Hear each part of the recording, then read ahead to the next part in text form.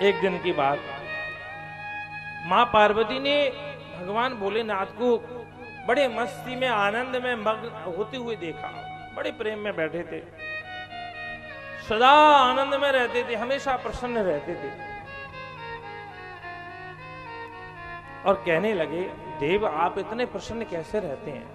बोले, हम तो केवल हरि के चिंतन में रहते हैं। पूज्य सूजी महाराज कहते हैं, सोनकद ऋषि आपको पता है, भगवान भोलेनाथ ने मां पार्वती को अमर कथा का श्रवण कराया। कैसे श्रवण कराया? कहते हैं, गोलोक धाम में किशोरी राधा रानी जो रहती हैं, राधा रानी के दाएं हाथ के अंगूठे पर एक पक्षी रहता है, तोता। उसका एक काम है, क्या काम करता है? जब राधा रानी भगवान श्याम सुंदर का ध्यान करते करते अपना ध्यान भूल जाती है कि मैं कौन हूं, इसे कहते हैं ध्यान, इसे कहते हैं प्रेम, इसे कहते हैं लगन।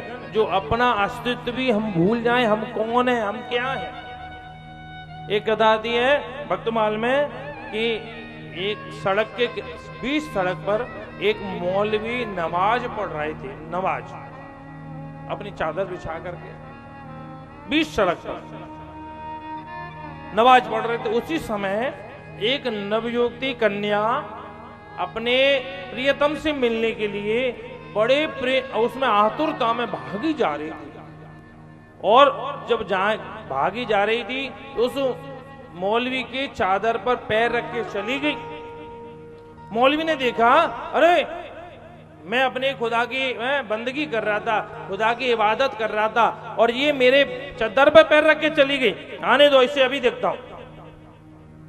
कहते हैं कुछ समय के पश्चात जब वो लौट के आई तो मौलवी ने कहा, इधर आ, कहां से आ रही है? बोले, आपको क्या मतलब? बोले, मैं पूछना चाहता हूं, आ कहां से रही है? बोले, मैं अपनी प्रीतम से मिलके आ रही। बोले, तूने देखा नहीं, तू मेरे चादर पर पैर रख के चली गई।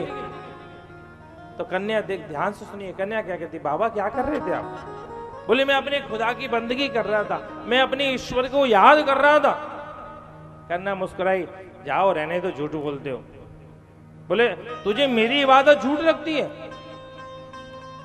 तो कन्या क्या बोली, एक मुझे देखो, मैं संसारी प्रेमी से मिलने के लिए इतनी ललायत थी कि मुझे तुम्हारी चद्दर नहीं दिखी, और तुम अपने खुदा की कैसी बंदगी करते हो जो तुमको मेरा पैर दिखता है। एक तार में होना चाहिए। उस समय कुछ ना दिखे संसार का, हम और हमारे ठाकुर, हमें कुछ नहीं दिखे, एक तार जुड़ जाए।